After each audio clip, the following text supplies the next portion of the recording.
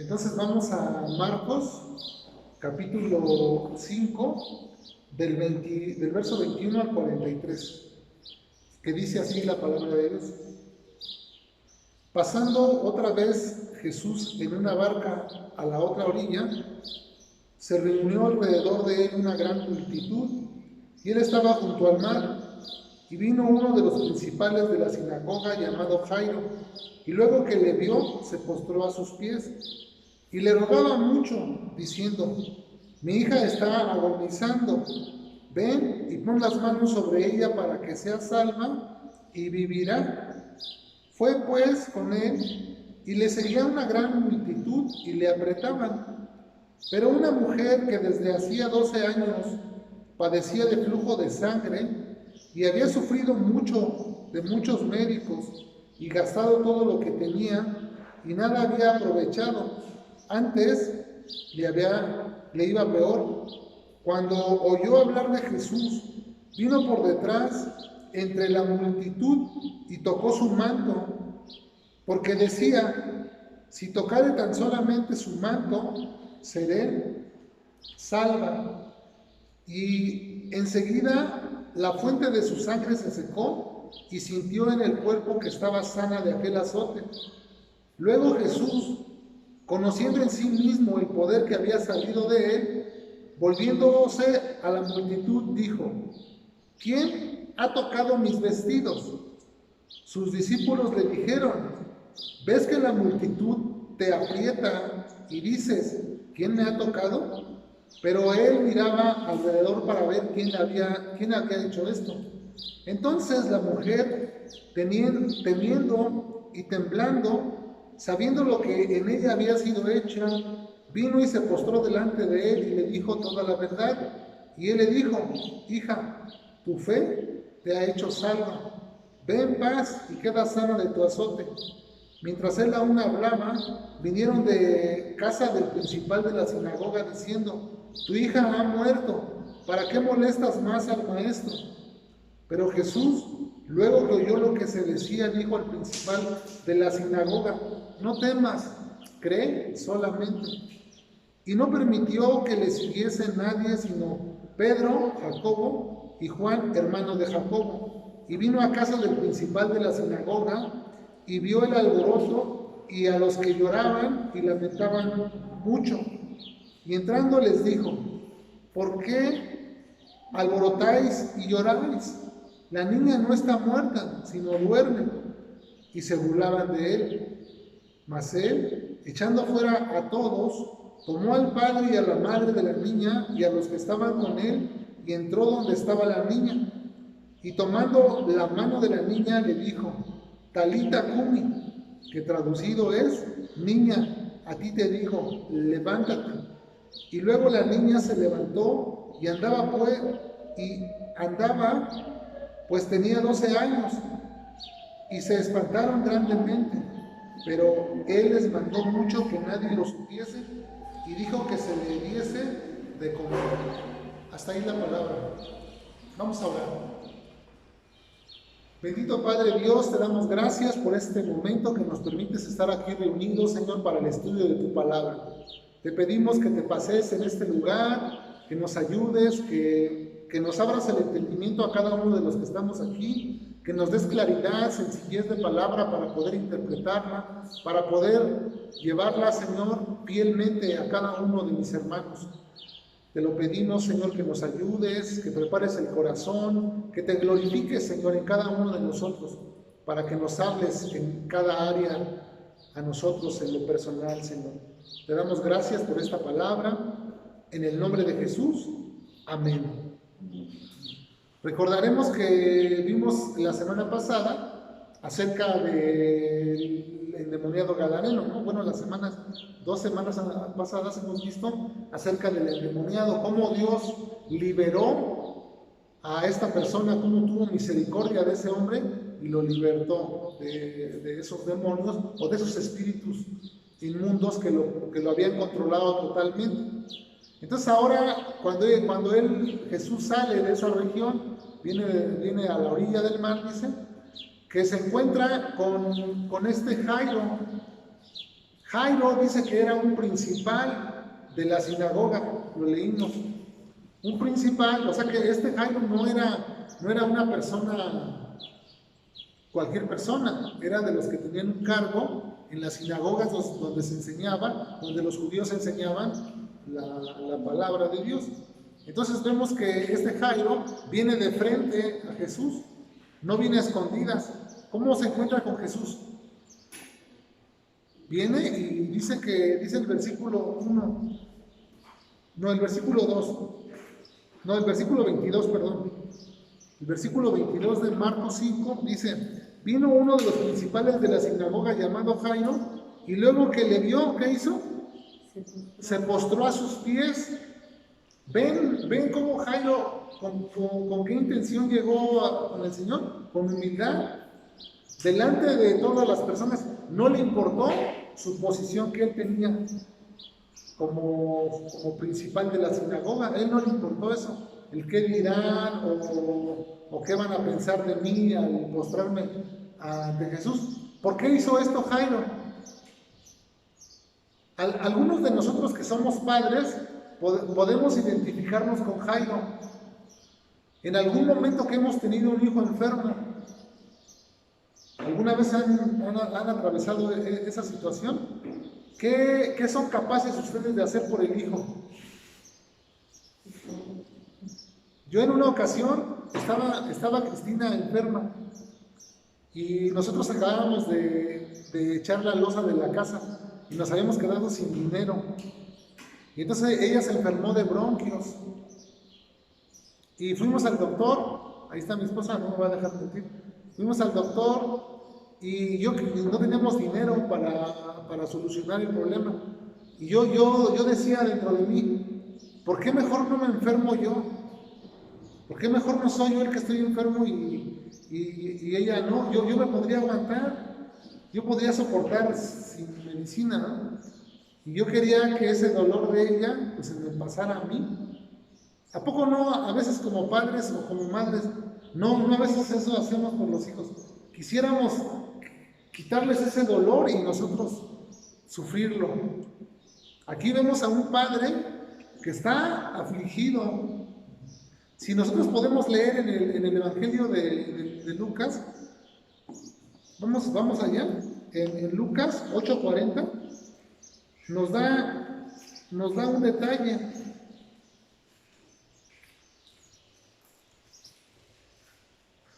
Es Lucas 8:42.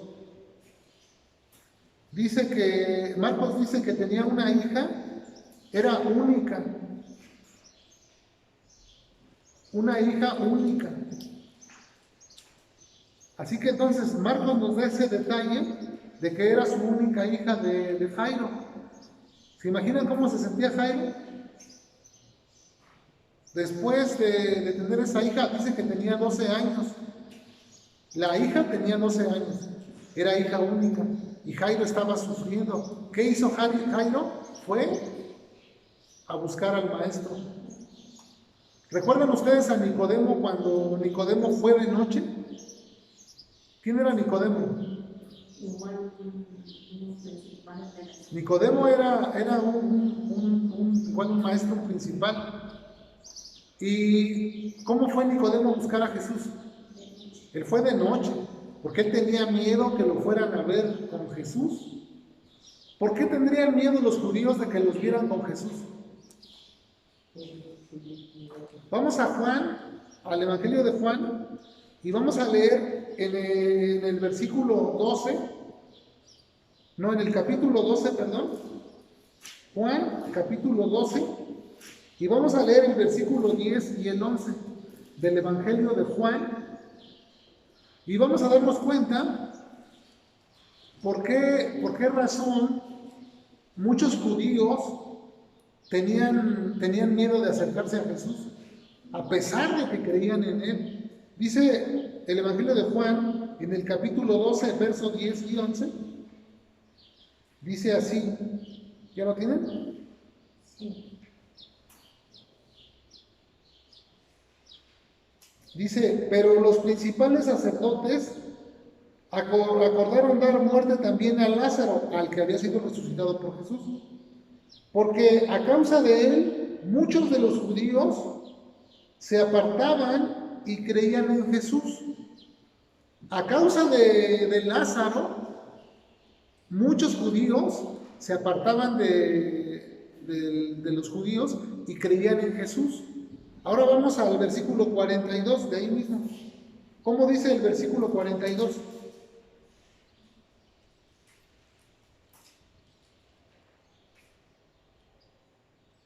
¿Cómo dice? Con todo eso, aún de los gobernantes, muchos creyeron en él, pero a causa de los fariseos no lo confesaban, para no ser expulsados de la sinagoga. ¿Por qué? Dice que muchos de los gobernantes también creían en Jesús, pero no lo confesaban. ¿Por qué? Porque tenían miedo de ser expulsados de las sinagogas. Esa era la razón por la que Nicodemo fue de noche a buscar a Jesús.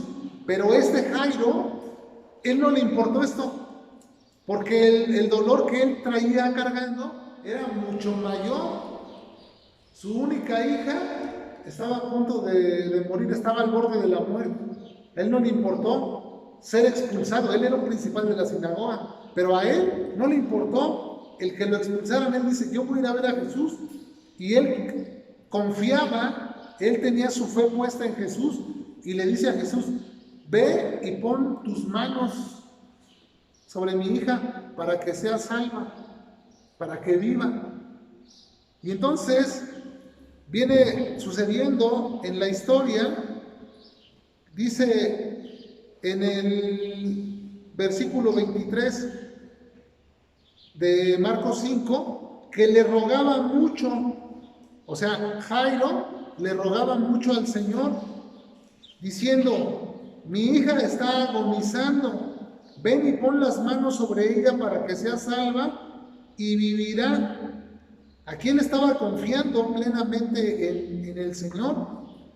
Fue pues con él, o sea, Jesús le dice, bueno, vamos. Y le seguía una gran multitud y le apretaban.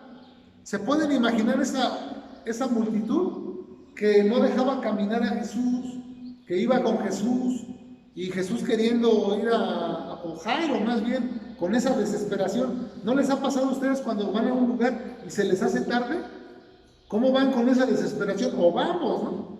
De repente íbamos contra el reloj. Jairo estaba contra el reloj porque su hija estaba agonizando.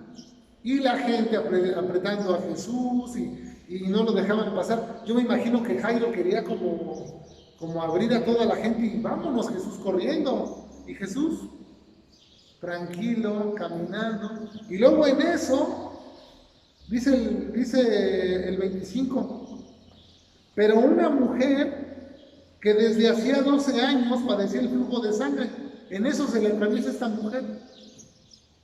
O pasa, no se le atraviesa, más bien la mujer entre la bola, ahí viene la mujer, y había sufrido, dice, mucho, de muchos médicos, y gastado todo lo que tenía, y nada había sido de provecho para ella.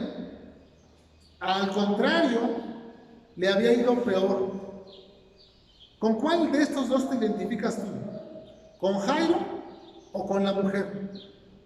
Yo he tenido a mis hijos enfermos también. Nunca, afortunadamente, nunca han muerto. No sé lo que se pueda sentir. Pero aquí vemos una mujer que estaba enferma, que tenía una enfermedad. Yo sí me identifico con esta mujer, porque yo también he tenido enfermedades en las que he tenido desesperación, en las que no he sabido qué hacer o cómo manejarlas. Y vemos aquí en esta mujer, en el 27, versículo 27, dice, cuando oyó hablar de Jesús. O sea que esta mujer no había escuchado hablar de Jesús, sino hasta ese momento. 12 años enferma la mujer, y la niña, ¿cuántos años tenía? 12 años. Así que la mujer llevaba 12 años enferma, lo que la niña tenía de vida. 12 años.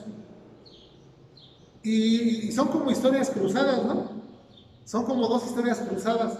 ¿Han visto esas películas donde luego vieron la de Amores Perros, donde se cruzan las historias, ¿no? Donde están pasando 4 escenas diferentes en el mismo escenario?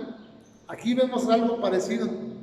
Estamos viendo la escena de Jairo con su hija al borde de la muerte y la mujer también. Pero ¿cuál sería prioridad en estas dos? ¿La niña que está agonizando o la mujer que tiene el flujo de sangre? Pues para las dos. Pero la niña está agonizando y la mujer tiene el flujo de sangre. Y entonces se detiene Jesús con la mujer. Bueno, no se detiene, sino que sigue esta mujer a Jesús y dice que lo toca, ¿no? Y cuando en el 28 dice, porque decía la mujer, en el 27 dice, cuando oyó hablar de Jesús, vino por detrás entre la multitud. O sea que esta mujer vino a escondidas, ¿no? Vino a escondidas entre la multitud y tocó su manto, porque la mujer decía, si tocare tan solamente su manto, seré salva. ¿Qué decía esta mujer? Que si tocaba el manto de Jesús, quedaría salvada. Y enseguida la fuente de su sangre se secó y sintió en el cuerpo que estaba sana de aquel azote. Luego Jesús, conociendo en sí mismo el poder que había salido de él, volviéndose a la multitud, dijo, ¿quién ha tocado mis vestidos? ¿Jesús sabía quién había tocado sus vestidos o no? Sí. Sí sabía. ¿Por qué razón le dice esta pregunta? ¿Por qué razón lo dice? Para ver si era honesta. Y si se parecía a la relación. Para ver si la mujer era honesta. Él sabía que la mujer había sido, que la mujer lo había tocado. Y más sin en cambio dice, ¿quién ha tocado mis vestiduras? En el 31 dice que sus discípulos le dijeron, ¿ves que la multitud te aprieta y dices, ¿quién me ha tocado? Sería para los discípulos ilógico. Ahí con ese apretadero de gente, y ¿alguien me tocó? Ni siquiera me tocó el cuerpo, sino mi manto, ¿no? Y entonces sería algo ilógico para ellos, pero no, porque Jesús lo que quería era que la mujer se diera cuenta que Jesús sabía que había sido sanada. Eso es lo que Jesús quería manifestar, que había sido sanada, pero le quería enseñar que no había sido porque fue y tocó el borde de su manto. Exactamente. O sea que Jesús lo que quiere mostrarle es que no se vaya ella pensando que el manto de Jesús es el que tiene el poder, ¿no? Sino le quiere enseñar cómo es que fue o por qué fue salvada. Porque muchas veces nosotros, Dios nos hace milagros, Dios nos sana y a veces nos equivocamos. ¿Han visto ustedes esas personas que reciben un milagro de parte de Dios? O reciben un milagro, una sanación, y de repente dicen, no, es que me sanó la Virgen, o es que me sanó mi santo, o no, es que fue el médico, que me sanó. Y entonces queda esa confusión, y al no saber, pues se va uno desviando de la verdadera fe, de la verdadera sinceridad, ¿no? Entonces, dice nuestro versículo que Jesús le dice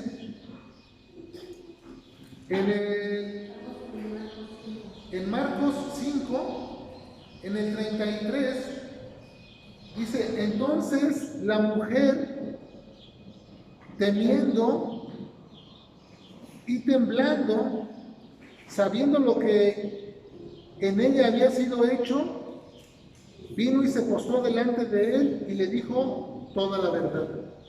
En Marcos 5, en el versículo 33.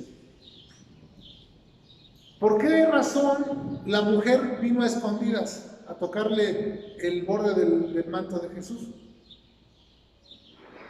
¿Por qué se imaginan ustedes que vino a escondidas? Tenía miedo, aquí lo dice, tenía miedo, pero ¿por qué? ¿Qué le causaba ese miedo?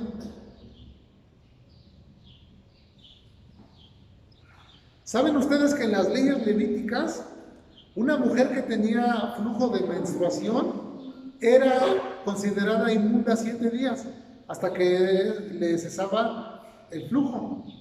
Entonces, esa mujer era inmunda, no podía dormirse en la cama con su esposo, nadie la podía tocar.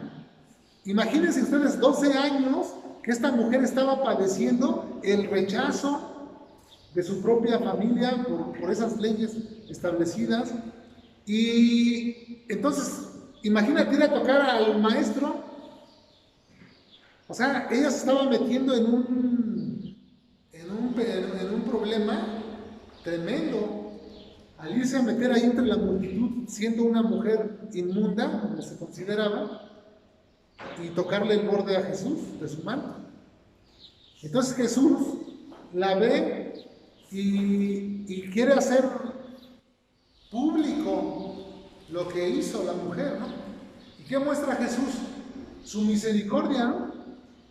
Jesús está mostrando su misericordia al no condenar, al no emitir juicio contra ella, sino que hace, fíjense qué palabras de Jesús en el 34. ¿Cómo le dice? Y él le dijo: hija, tu fe te ha hecho salva, ve en paz y queda sana de tu azote. Dice, tu fe te ha hecho salva, ve en paz. O sea, fíjate qué le da la enseñanza. No fue porque tocaste mi manto, no fue porque viniste y tocaste mi manto, por eso quedaste limpia de tu azote. No, es tu fe. Es tu fe.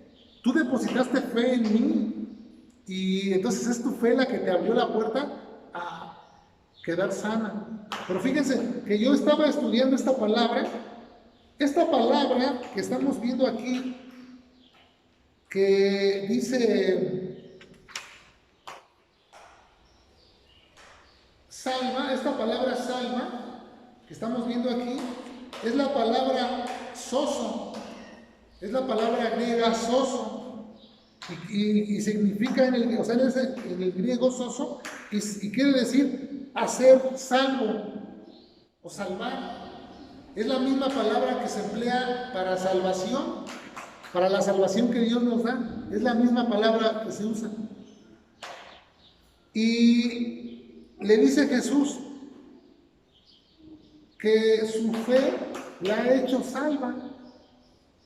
O sea que no nada más le está hablando de que le dio la sanidad en el cuerpo, sino que está hablando también que le ha dado la salvación de su alma. Adelante. Le ha dado la salvación de su alma. Esto es lo que está mostrando aquí nuestro pasaje que estamos estudiando. Y nosotros podemos ver entonces que si creemos, solamente si creemos, como le dice a Jairo, ¿no? Porque una vez que la mujer ha sido salvada y sanada de aquel azote por medio de su fe, dice en el 35, mientras él aún hablaba con la mujer, vinieron de casa del principal de la sinagoga diciendo: tu hija ha muerto, ¿para qué molestas al maestro? Ya, Jairo. O sea, imagínense ustedes en el trayecto de que Jairo va con esa desesperación, quiere llevar al maestro a que ponga las manos sobre su hija, y Jesús se detiene con la mujer y empieza a dar ahí toda una cátedra a Jesús. No, mira, mujer, no fue porque tocaste el borde de mi manto, es tu fe. Y Jairo: maestro, mi hija se está muriendo. Y Jesús: mira, vete en paz, tu fe te ha salvado. Y yo creo que Jairo, como que jaloneando, vámonos, ¿no? Y la gente ahí, el apretadero de gente, y le llegan: Jairo, ya Jairo, tu hija ya se murió. Y entonces Jairo, yo no me puedo imaginar cómo es puesta a prueba su fe de Jairo, ¿no? Porque él viene ante Jesús: Señor, yo estoy convencido que si tú pones tus manos sobre mi hija, Ella va a ser salva y va a vivir. Estoy seguro. Y dice Jesús, ¿estás seguro? A ver, vamos a ver, ¿no? O sea, se detiene y entonces entra en esa desesperación. ¿Y qué le dice Jesús? En el 36 dice, pero Jesús, luego que oyó lo que se decía, dijo al principal de la sinagoga, ¿qué le dice Jesús? No temas, cree solamente. ¿Cómo lo vio Jesús a Jairo? Temeroso. Sí, pues ya él dijo, se terminó esto, ¿no? Y Jesús le dice, no temas. ¿Cuántos de nosotros nos hemos visto en situaciones difíciles y nos invade la desesperación? Y nos invade el miedo. Y nos invaden diversas emociones que nos sacan de nuestro control. ¿Sí se han visto alguna vez así? Como les decía al principio, nos podemos identificar con ese padre desesperado. Como padres que a veces hemos tenido a nuestros hijos enfermos, nos podemos identificar claramente con Jairo. Que quisiéramos hacer lo inevitable para que nuestros hijos estén bien. O podemos identificarnos con la mujer del flujo de sangre que estaba enferma. Cuando nosotros hemos tenido una enfermedad, o cuando hemos visto a alguien con una enfermedad terminal. No es una palabra de consuelo que nosotros podemos llevar también a esas personas y decirles, no temas, cree solamente. Porque les digo una cosa, Dios no está interesado únicamente en salvar tu cuerpo físico. Dios está interesado en salvar tu alma. Y me gustaría que me acompañaran a Mateo, capítulo 1, en el versículo 21.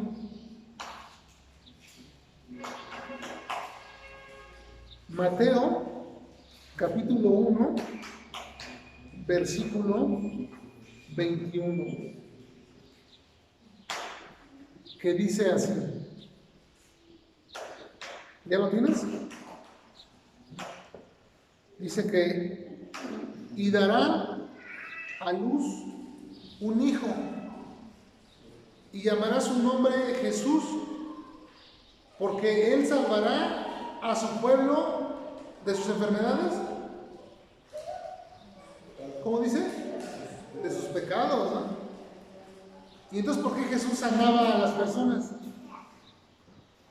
Porque Jesús tenía compasión. Porque Jesús tenía compasión de las personas. Es esa compasión de Dios la que a veces nos da o tiene para con nosotros y nos devuelve la salud cuando estamos en la enfermedad. Hay enfermedades que nosotros mismos nos causamos. Hay otras enfermedades que vienen por causa del pecado. Pero como haya sido la enfermedad de estas personas que estamos viendo aquí, Jesús no únicamente vino a salvar, no únicamente vino a sanar. Ese no fue su ministerio principal. Jesús vino ¿a qué? Para que el mundo, o para que las personas seamos salvados de nuestros pecados. Vamos a Juan 3:17, donde vamos a darnos cuenta cómo algunas de las cosas que Dios ha hecho han tenido gran relevancia, que han sido escritas, porque es importante saber a qué envió Dios a su Hijo, ¿no? Porque a veces pensamos que Dios vino a prosperarnos, o pensamos que el acercarnos a la fe es para prosperarnos, para nunca enfermarnos, para que si estamos mal físicamente Dios nos va a sanar. Pero no es así. Juan 3:17 dice, porque no envió Dios a su Hijo al mundo para condenar al mundo, sino para que el mundo sea salvo por Él, por Cristo. Así que el ministerio principal de Jesucristo es venir a darnos salvación, a libertarnos de nuestros pecados que nos tenían cautivados, atrapados. Y vemos en este pasaje cómo es que Jesús le añade a la mujer la salvación de su alma también, por medio de la fe. Entonces, vamos a pensar entonces, ¿es la fe la que salva entonces? Porque aquí le dice Jesús que su fe, dice, tu fe te ha hecho salva. Entonces, ¿es la fe la que salva? ¿Sí? ¿Quién dice que sí? ¿Sí?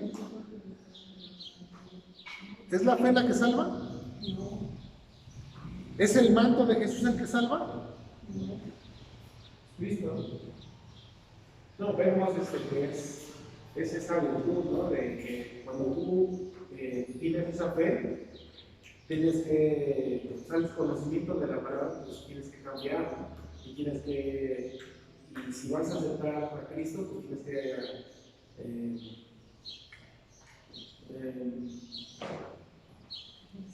cambiar, ¿no? Tienes que revelar, ¿no? Y arrepentirte del pecado, ¿no? Entonces la fe es eso, ¿no? La fe también te renueva, ¿no? Entonces, ¿es la fe la que salva? ¿Sí o no? Porque muchas veces decimos, es que la fe, bueno, aquí Jesús le está diciendo, Jesús está diciendo, tu fe te ha hecho salva. Pero vamos a entenderlo, vamos a Efesios capítulo 2 para que podamos, que quede claro, porque tenemos que tener certeza. Es importante tener certeza. Como les digo aquí, Jesús, ¿por qué hizo la pregunta? ¿Quién me ha tocado? ¿Por qué hizo Jesús esa pregunta? No porque no supiera quién lo tocó, sino porque él quería darle certeza a la mujer por cómo fue que fue salvada.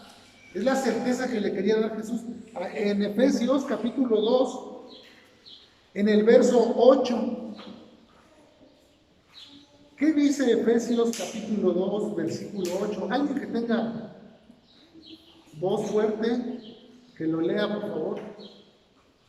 Porque por gracia somos salvos, por medio de la fe, y esto no de nosotros, pues es don de Dios. ¿Qué se entiende aquí, en este versículo? Es don de Dios, gracia de Cristo. Dice, por gracia, vamos a leer lo que dice aquí. Por gracia. Gracia es el favor que Dios nos ha hecho. O es un favor que no merecemos. Es un favor inmerecido. Gracia. Por ese favor es que somos salvados. Porque Dios nos hizo un favor. Dice, por medio de la fe. O sea, aquí está la fe de por medio.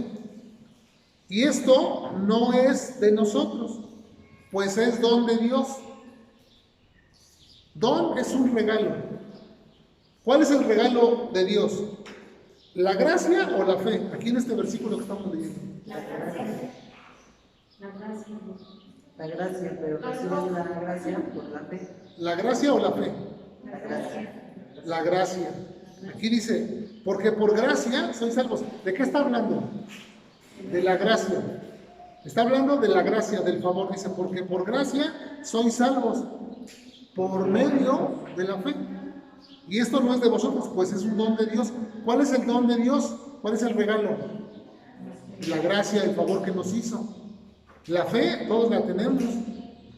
Entonces, imagínate que vamos a Pachuca, ¿no? Imagínate que para llegar a Pachuca, pues tenemos que irnos por la autopista, ¿no? Que va a Pachuca. ¿Cuál es la manera de llegar a Pachuca? Por medio de la autopista. Ahora imagínate que la autopista es la fe. Y piensa que Pachuca es la gracia, la salvación. La salvación es Pachuca, ahí vas a llegar a la salvación. Pero vas a llegar por medio de la autopista. Ajá, la fe es el medio por el cual nosotros vamos a alcanzar ese regalo, ¿no? Esta salvación. O sea, la salvación es lo que Dios nos regaló. ¿Cómo nos regaló? ¿Por qué nos regaló Dios la salvación? Por medio de Jesucristo, ¿no? De la obra que hizo. ¿Cómo obtengo esa salvación? Por medio de la fe. Si no ejerzo fe en Jesucristo, no puedo obtener ese favor. Entonces, la fe, esa la tienes que ejercer tú en Jesucristo. ¿Qué pasó con la mujer que estamos estudiando aquí? Ella ejerció fe en Jesucristo. Por medio de esa fe es que le dice Jesús, tu fe te ha hecho salva. ¿Pero quién la salvó? Cristo. Entonces, ¿es la fe la que salva? No, no es la fe la que salva. En realidad no es la fe la que salva. Es Dios el que salva por medio de la fe. Necesitamos fe. Si no tenemos fe, no podemos agradar a Dios. Es imposible agradar a Dios si no hay fe. Entonces, vemos aquí que ¿qué importancia tiene la fe? La importancia de la fe. Y vamos a ver entonces qué es fe. Acompáñame a Hebreos 11, capítulo 1, para ver qué es esta fe. Dice Hebreos, capítulo 11, versículo 1. Es pues la fe la certeza de lo que se espera, la convicción de lo que no se ve. La fe es la certeza, es tener seguridad de algo que tú esperas, pero que no lo puedes ver. Hay personas que están enfermas en este momento y ellos, ¿creen ustedes que pueden ver su sanidad? Un enfermo de cáncer, él está sufriendo, él no ve que en su cuerpo esté la sanidad, él tiene molestia, tiene dolor, no puede seguir por sus propios medios, y la fe es la certeza, es la seguridad de lo que se espera. Entonces, un enfermo como esta mujer de flujo de sangre, ella esperaba, estaba segura, estaba convencida que si tocaba el borde de su manto de Jesús, ella iba a quedar sanada. ¿Ejerció fe o no ejerció fe? Tenía la confianza total, plena, absoluta en que iba a suceder. La pregunta es, ¿tú tienes esa fe en Dios? ¿Tú tienes esa confianza plena en Dios? ¿Confías en Dios de tal manera que cuando atraviesas por una circunstancia difícil, tú puedes decir, estoy seguro, estoy convencido de que no veo el milagro en mi vida, no veo nada favorable a mi favor, pero estoy convencido de que va a suceder? Esa es fe. Eso es a lo que Dios nos está llamando. Y que aunque no veamos en esta vida lo que nosotros esperamos, tenemos la fe que nos lleva a tener esa esperanza, porque verdaderamente a eso Dios nos ha llamado, a tener fe en la vida eterna. No nos ha llamado a tener fe en los favores que Dios nos va a hacer. Dice que la fe es la que nos abre el camino a la vida eterna. Eso lo tenemos garantizado si lo crees. Así que Dios no está interesado en que tu cuerpo aquí viva 100 o 120 años. Eso para Dios es irrelevante. Nosotros, porque nos enamoramos de esta vida y queremos seguir aquí, porque es bonito, ¿no? Convivir entre familia, es algo agradable para nosotros. Pero dice Pablo que más quisiera estar presente al Señor, ausente del cuerpo y presente al Señor. Pero ¿será agradable estar en su presencia del Señor? Claro que sí. Pero nosotros, ¿dónde queremos estar? Ahorita por el momento queremos estar aquí, ¿no? ¿Quién se quiere morir? Nadie. Pero sabiendo que tenemos esa esperanza de vida eterna que Dios ha prometido. Entonces, ¿creen ustedes que Dios sea confiable? ¿Será Dios confiable en lo que dice o no será confiable? Acabamos de leer Marcos capítulo 1, donde dice que iban a hacer un hijo a María. Mateo capítulo 1 que leímos, ¿no? Donde iban a hacer un niño y ese hijo iba a ser el que iba a salvar a los hombres de sus pecados. Y Dios lo ha cumplido. Dios lo ha cumplido porque Jesús nació, porque Jesús murió, porque Jesús resucitó. Vemos que hay certeza en Dios. Podemos tener certeza. Entonces, vamos a determinar si es confiable o no es confiable. Porque el hecho de que nosotros no podamos ver las cosas con nuestros ojos no quiere decir eso que Dios no sea confiable. Que no podamos ver a Dios en persona no quiere decir que no sea confiable. Estamos tan acostumbrados a que nos traicionen, estamos acostumbrados a ver tanta maldad, tanta desigualdad, tanta enfermedad, tantas situaciones difíciles en el mundo que para nosotros es difícil a veces tener esa certeza. Pero esa certeza nos la da este libro que es la palabra de Dios, que Jesucristo es el mismo ayer, hoy y siempre. Él no cambia. Entonces esa certeza de que Dios ha prometido enviar salvación a nuestra vida está abierta para todo aquel que cree. Como le dijo Jesús a Jairo, cree solamente, no tengas miedo. ¿Cómo te acercas a Jesús? Analiza cómo te acercas a Jesús, o cómo te acercaste a Jesús, o por qué no te acercas a Jesús. Muchas veces es el miedo al qué dirán. Ay, si voy y me reúno con estas personas, ¿qué van a decir de mí? Que estoy en una secta, porque es una de las cosas que se les ha metido miedo. No, ¿qué van a decir de mí si me ven con la Biblia debajo del brazo? Me van a decir el aleluya. A veces esos son temores, ¿no? A veces son miedos. ¿Cómo te acercas a Jesús? Como Jairo, de frente, y te humillas y caes de rodillas y dices, Señor, aquí estoy, aquí está mi vida. O te acercas como la mujer del flujo de sangre a escondidas, porque el pecado, esa mujer, esa inmundicia que la mujer tenía en sus días, representaba el pecado.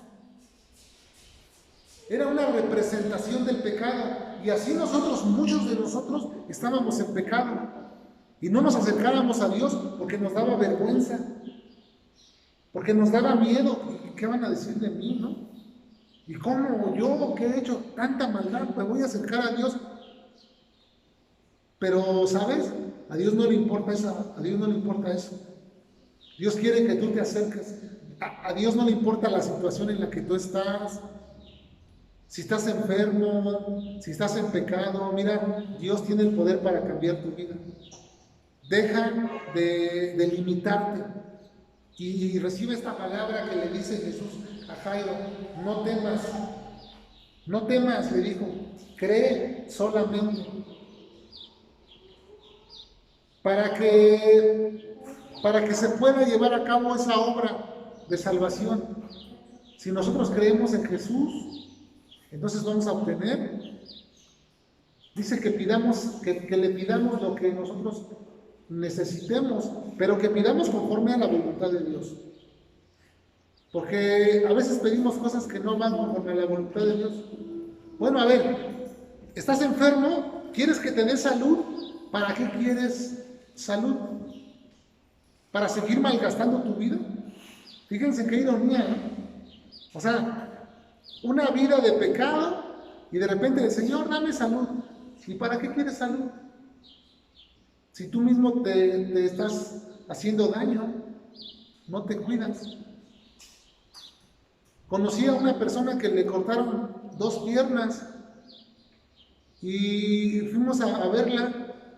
Primero le cortaron una y a los 15 días le cortaron la otra. 15, 8 días, no me acuerdo bien. Le cortaron la otra pierna.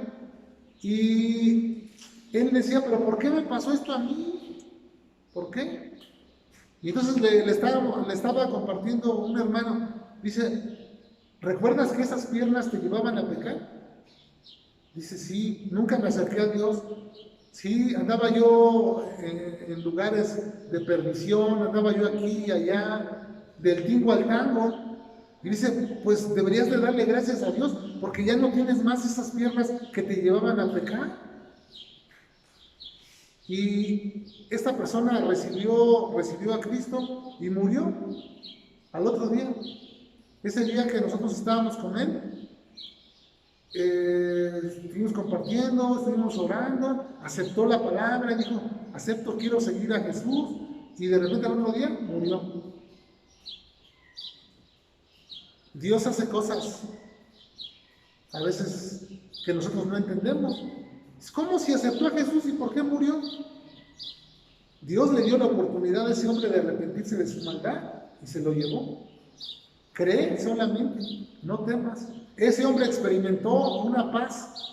Él nos dijo, siento una paz que no sé cómo explicarlo. Antes de que vinieran, antes de que me hablaran de Dios, estaba yo con un miedo y qué iba a pasar, y mi esposa, y mi trabajo, y tantas cosas en mi mente. Dice, y ahora tengo paz, tengo a Dios. Dice, estoy bien. ¿Ven las cosas que a veces Dios hace? A veces pensamos que una enfermedad ya se nos terminó todo. En esa enfermedad es donde va a venir la bendición. Yo recuerdo cuando tenía 33 años y me enfermé, 2 años estuve enfermo.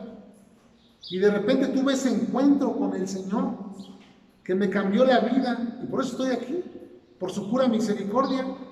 Pero ¿para qué? Dije, ¿para qué voy a emplear esta oportunidad que Dios me dio?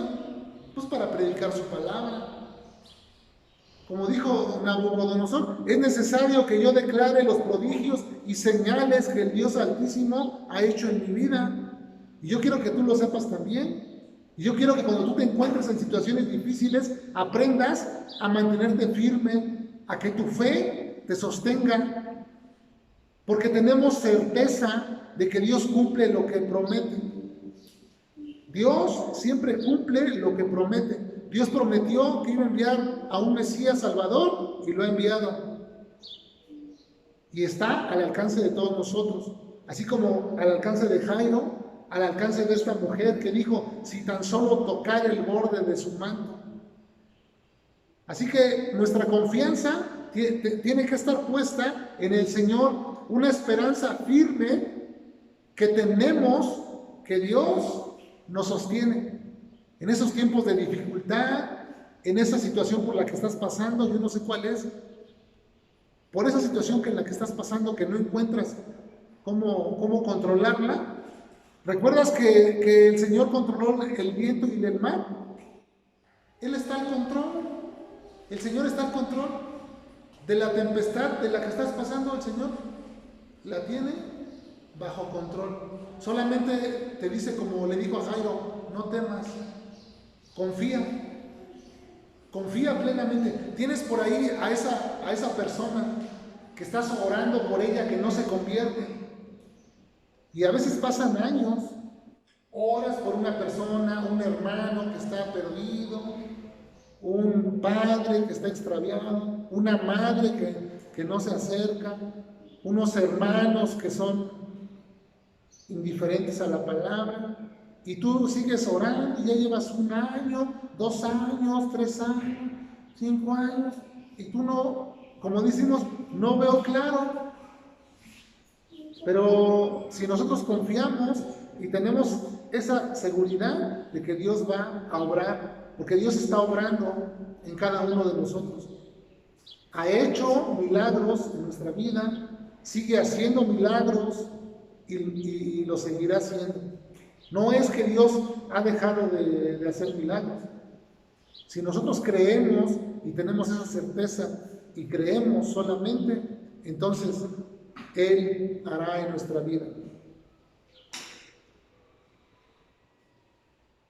Por lo tanto, podemos decir que Dios es confiable.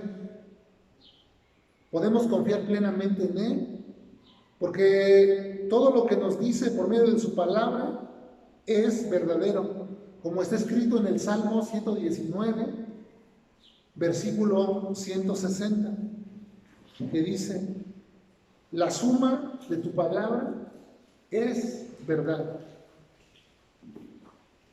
La suma de tu palabra es verdad. Y lo creemos.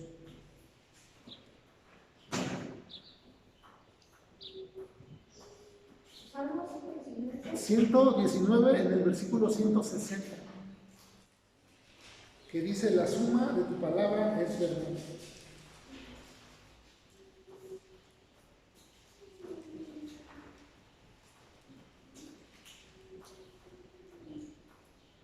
Marcos 5, versículo 36, pero Jesús luego oyó lo que se decía, dijo al principal de la sinagoga: no temas, cree solamente.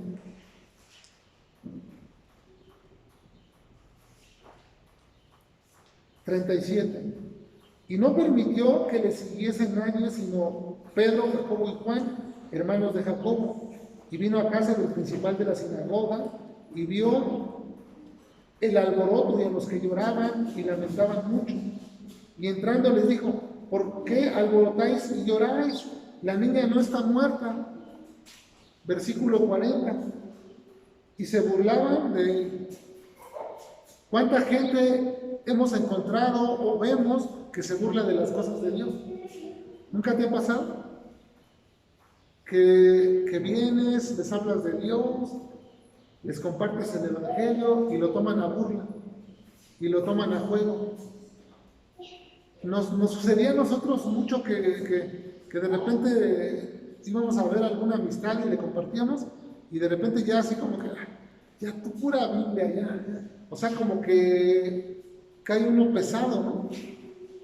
Porque es uno obediente a Dios y a su palabra, y de repente se burlan, así como estas personas, dice que se burlaban de Jesús. Y dice que él, echando fuera a todos, tomó al padre y a la madre de la niña y a los que estaban con él, y entró donde estaba la niña. Y tomando la mano de la niña le dijo: Talita cumi, que traducido es: niña, aquí te digo, levántate. ¿A quién le habló? A la niña. A su cuerpo físico. Su cuerpo físico dice que estaba muerto. Mas podemos ver que su alma no estaba muerta. Le habla a la niña y le dice, ¿qué le dice? Le da la orden: levántate. Y luego la niña se levantó y andaba. ¿Recuerdan que leímos el Evangelio de Juan en el capítulo 12, donde leímos que por causa de Lázaro muchos se convertían?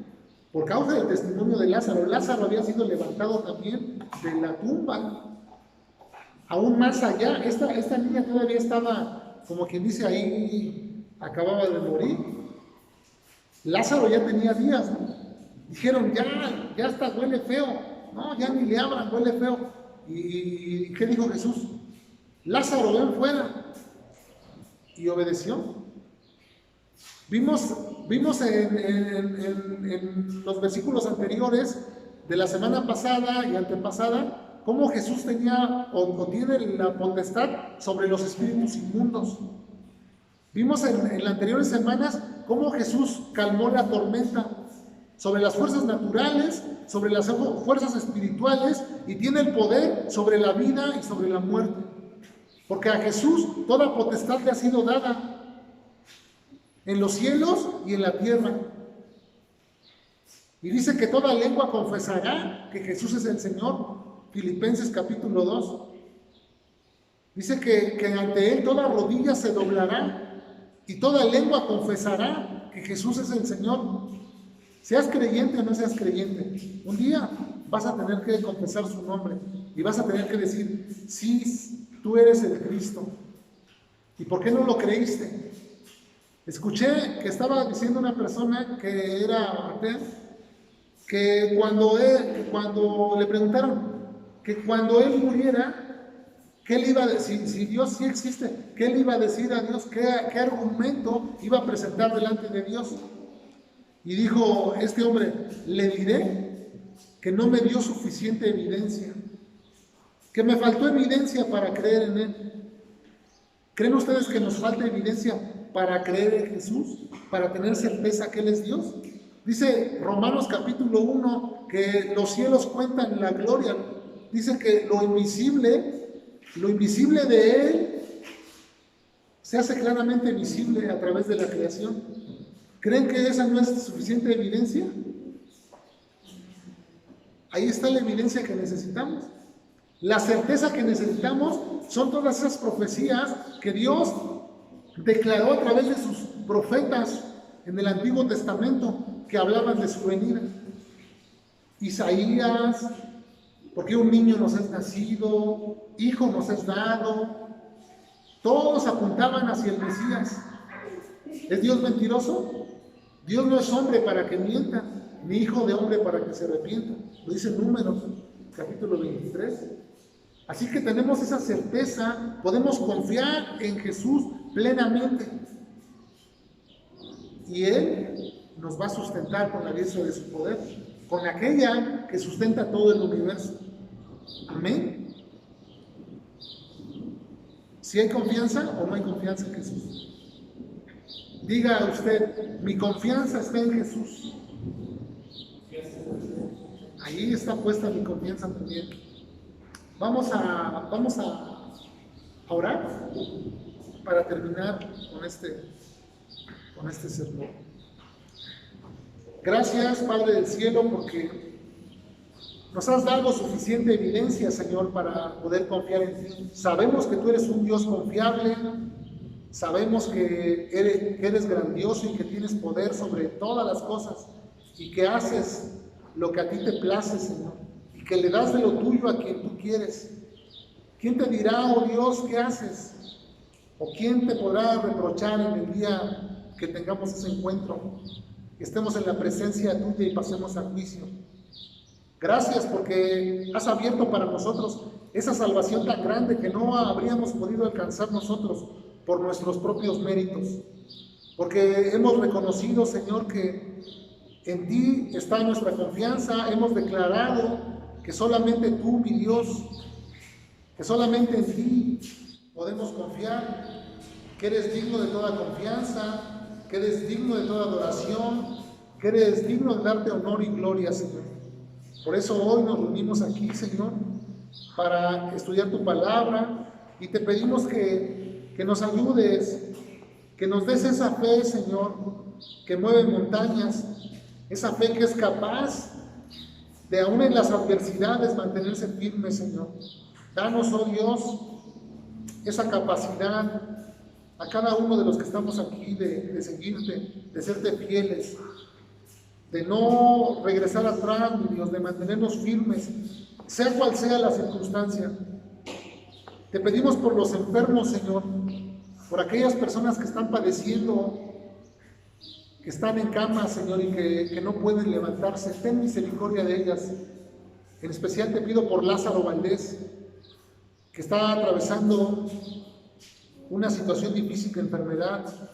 Te pido por él para que lo bendigas, para que lo ayudes, para que le des la fortaleza y le des esa fe, Señor. Dale esa fe, Señor, para que él pueda confiar en ti, para que él pueda conocerte, amarte, respetarte y seguirte. Dale esa oportunidad, Señor, como se la diste a muchos hombres de los que hemos podido ver aquí en la Biblia, Señor. Como a esta niña que le volviste a dar una oportunidad de vida, Señor. Así hazlo, Señor. con Él. Te lo pedimos, Señor. Y a mis hermanos que están aquí presentes, te pido que los bendigas, que les des sabiduría, que les des cada día más, Señor. Añádeles más bendición, de esas bendiciones, Señor, que podemos ver, podemos respirar, podemos sentir, podemos disfrutar, Señor, de todas las cosas que hiciste hermosas. Gracias por eso te damos, en el nombre de Jesús. Amén. Amén, Señor. Bien, pues